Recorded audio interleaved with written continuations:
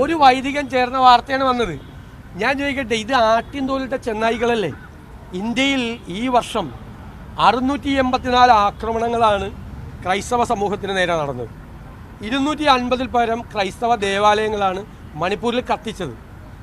നൂറുകണക്കിന് ആളുകളാണ് കൊല ചെയ്യപ്പെട്ടത്. വംശഹത്യ പോലെ വന്നു. അപ്പോൾ അവിടെയൊന്നും ഈ പ്രധാനമന്ത്രിയോ ഈ ആഭ്യന്തരമന്ത്രിയോ ഒന്നും അവരെ സംരക്ഷിക്കാനുണ്ടായിരുന്നില്ല. ഇന്ത്യയിൽ മുഴുവൻ BJP ഭരിക്കുന്ന സംസ്ഥാനങ്ങളിലും മതപരിവർത്തന വിരുദ്ധ നിയമം ഉണ്ടാക്കി പുരോഹിതന്മാരെ, പാസ്റ്റർമാരെ, അതുപോലെ ക്രൈസ്തവ സഭാ നേതാക്കളെ എല്ലാവരെയും ജയിലിലടക്കിയാണ് BJP. എന്നിട്ട് അവർക്ക് നേരെ ആക്രമണം. ക്രിസ്മസ് ആരാധനാക്രമങ്ങൾ പോലും തടസ്സപ്പെട്ടു. സാന്റാക്ലോസ് പോലും വേണ്ടാന്ന് പറഞ്ഞു. സ്കൂളിൽ പോലും സാന്റാക്ലോസ് വേണ്ടാന്ന് BJP ഗവൺമെൻറ്റുകൾ ഉത്തരവിടുകയാണ്. ഇത് രാജ്യത്തെ എല്ലായിടത്തും നടന്നുകൊണ്ടിരിക്കുകയാണ്. ആർച്ച് ബിഷപ്പ് മെച്ചാഡോ തിരുമേനി കേസ് കൊടുത്തിരിക്കുകയാണ് സുപ്രീം കോടതിയിൽ ക്രൈസ്തവർക്ക് നേരെയുള്ള ആക്രമണങ്ങളെ സംബന്ധിച്ച്. ക്രൈസ്തവ സംഘടനകളെല്ലാം സമരം ചെയ്യുക. അപ്പോൾ കേരളത്തിലെ BJPക്കാർ ആട്ടിൻ തോലണിഞ്ഞ് ചെന്നായകളായിട്ട് ക്രൈസ്തവരുടെ വീട്ടിലേക്കില്ല. അത് തിരിച്ചറിയാനുള്ള ബുദ്ധി കേരളത്തിലെ ക്രൈസ്തവർക്കുണ്ട്. ഇവരാരാണ് എന്ന് തിരിച്ചറിയാൻ. ഇന്ത്യ മുഴുവൻ ക്രൈസ്തവരെ വേട്ടയാടുന്ന പ്രസ്ഥാനമാണ് സംഘപരിവാർ.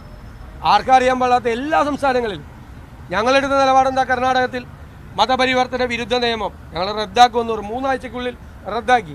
സെക്യുലർ പൊസിഷനിങ് ആണ് കോൺഗ്രസിൻ്റെ. Secular positioning.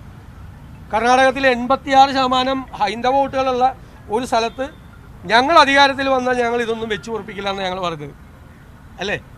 അവിടെ ഇവരെല്ലാം പറയുന്ന മൃദു ഹിന്ദുത്വമാണ് കോൺഗ്രസ് എടുത്തത്.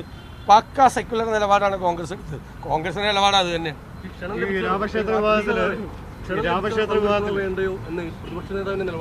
അല്ല, അതല്ലേ എന്റെ പാർട്ടിയുടെ നിലപാടല്ലേ എന്റെ നിലപാട് ആണെന്നേ.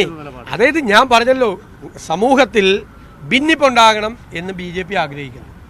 കേരള സമൂഹത്തിൽ മതപരമായ ജാതീയമായ ഭിന്നിപ്പുണ്ടാക്കാൻ BJPയുടെ കൂടെ നിന്ന് CPM ശ്രമിക്കുന്നു.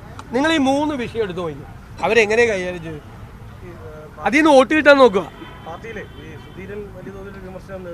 അതൊക്കെ KPC പ്രസിഡന്റ് അംശം.